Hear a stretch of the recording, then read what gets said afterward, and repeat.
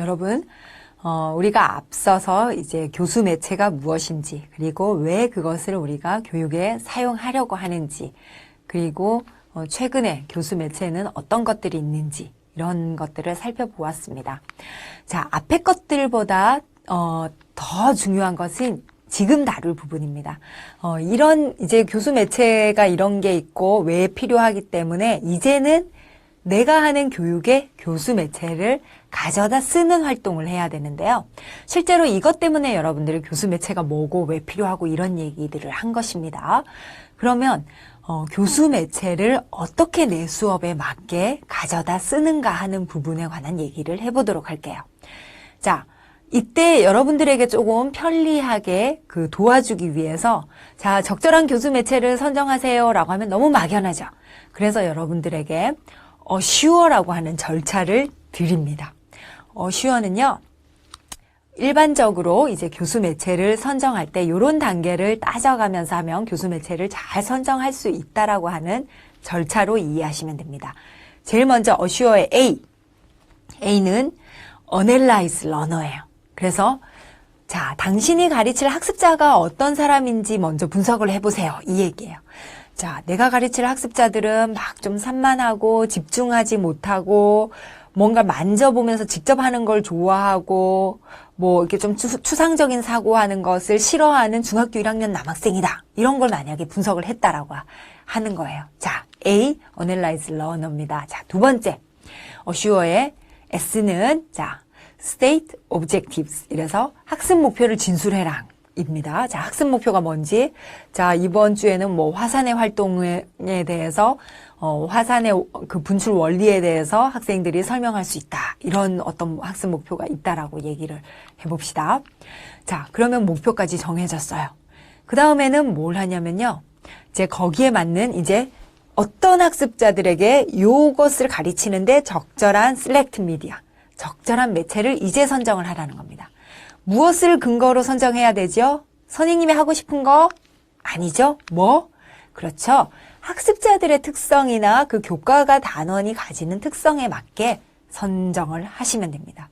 자, 학습자들이 보니까 뭐 가만히 앉아서 얘기 듣고 이거 뭐 그냥 파워포인트로 설명하고 이거는 안 되겠어요. 그럼 선생님이 뭔가를 좀 만져보고 실제로 보고 플레이해보고 이런 것들을 좋아하는 아이들이기 때문에 그러면 이때는 어떤 매체를 사용해야 되겠다라고 하고 정하시라는 겁니다. Select Media 되셨죠?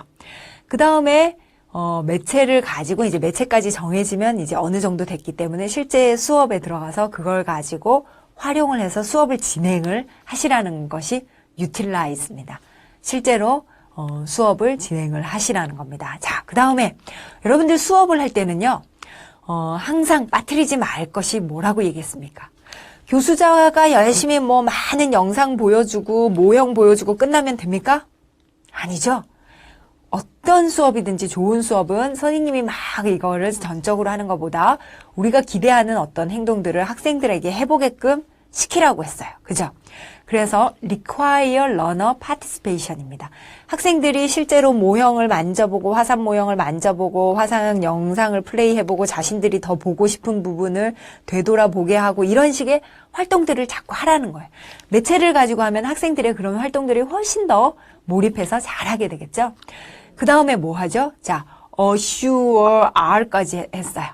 자, 그 다음에 뭐 할까요? A, S, S, U, R 했어요.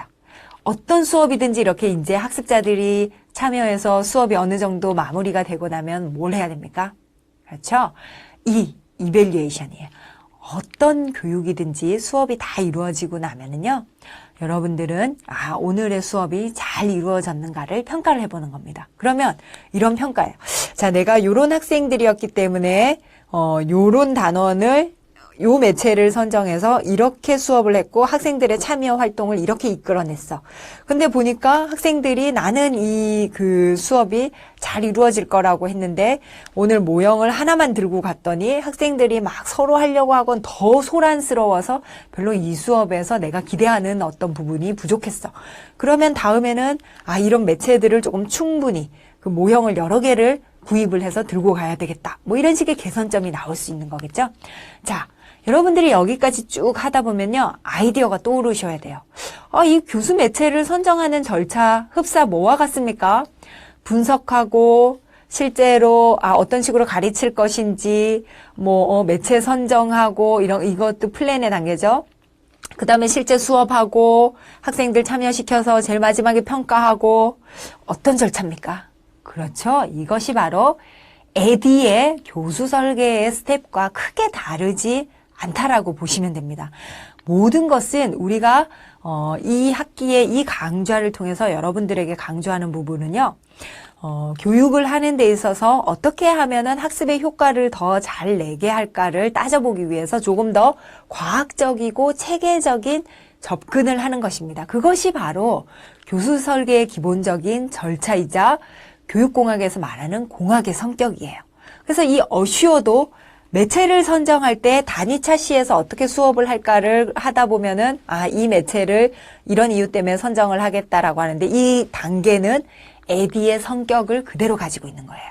자, Analyze Learners Analysis에 해당되는 거죠. 그죠? 그 다음에 목표를 진술하고요. 이런 건 뭔가요? 디자인이죠. 그죠? 그 다음에 Select Media 매체 개발하고 하는 거는 Development에 해당되는 거죠. 그죠? Utilize 실제 사용하는 것은요. Implementation에 해당되는 거죠.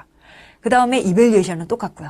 그래서 이 Assure도 결국은 에디 스텝과 크게 다르지 않다. 그래서 체계적이고 과학적인 절차를 통해서 우리가 그 수업에 사용될 매체를 선정하고 최적의 수업을 하도록 노력을 해야 된다라는 겁니다. 되셨습니까? 자, 교수 매체는 선생님이 좋아하는 거, 내가 하고 싶은 거 막 정하는 거 아니라고 했습니다. 슈어의 단계에 따라서 체계적이고 과학적인 접근으로 여러분들이 가장 훌륭한 효과를 낼 수 있는 그런 수업을 만드실 수 있습니다. 자, 어슈어 기억하시기 바랍니다.